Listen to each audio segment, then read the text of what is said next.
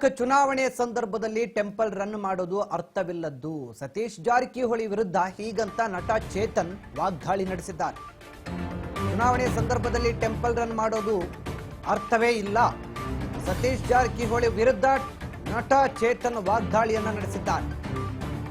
Satish Jarkiholi temple run ಮಾಡ್ತಾ ಇರೋದು ದುರಂತ ಅಂತ ಹೇಳಿದ್ದಾರೆ.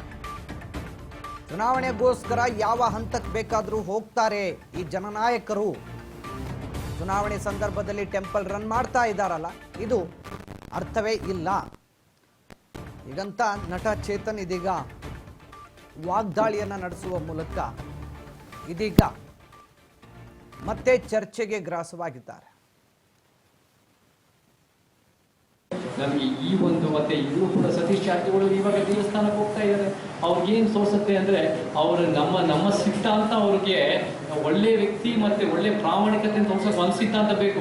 ಗೆಲ್ಲಕ್ಕೆ ಮಾತ್ರ ದೇವಸ್ಥಾನ ಬೇಕು. ನೀವು ನಿಜವಾಗ್ಲೂ ನಮ್ಮ ಸಿದ್ಧಾಂತ ಬೇಕಿದ್ರೆ ನೀವು ಆ ಒಂದು ಬ್ರಾಹ್ಮಣ್ಯದ ಪಕ್ಷ, ಮನುವಾದದ ಅವರ ರಾಜ್ಯ ಸರ್ಕಾರದ ಪಕ್ಷ ಆಗಿರ್ಬೋದು, ಒಂದು ಹಿಂದುತ್ವದ ಕೇಂದ್ರ ಸರ್ಕಾರದ ಪಕ್ಷಗಳಾಗಿರ್ಬೋದು, ಅದೆಲ್ಲ ಬಿಟ್ಟು ನಮ್ಮ ಜೊತೆ ಸಂಘಟನೆ ಮುಖಾಂತರ ನಮ್ಮ ಜೊತೆ ನಮ್ಮ ಅಲೆಮಾರಿಗಳು, ನಮ್ಮ ದಲಿತರು, ನಮ್ಮ ಆದಿವಾಸಿಗಳು, ನಮ್ಮ ಸಲಿಂಗ ಪ್ರೇಮಿಗಳು, ನಮ್ಮ ಟ್ರಾನ್ಸ್ಜೆಂಡರ್ಗಳು, ನಮ್ಮ ಮಹಿಳೆಯರು, ನಮ್ಮ ಅಲ್ಪಸಂಖ್ಯಾತರು, ಶೂದ್ರರು, ಶ್ರಮಜೀವಿಗಳು, ಕಾಯಕ ಜೀವಿಗಳು ಪರವಾಗಿ ನಿಂತ್ಕೊಂಡು ಒಂದು ಉತ್ತಮ ಸಮಾಜ ಕಟ್ಟಕ್ಕೆ ಬನ್ನಿ, ನೀವೇ ಲೀಡ್ ಮಾಡಿ.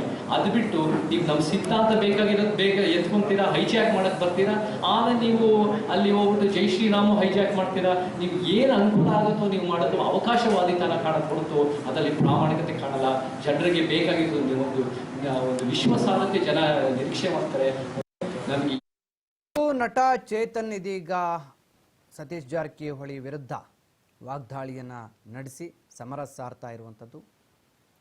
ನಟ ಚೇತನ್ ಈಗ ಚುನಾವಣೆ ಬಂತು ಅಂದರೆ ದೇವಸ್ಥಾನಕ್ಕೆ ಹೋಗ್ತಾರೆ, ಚುನಾವಣೆ ಇಲ್ಲ ಅಂತಂದ್ರೆ ಅದನ್ನು ಧಿಕ್ಕರಿಸ್ತಾರೆ.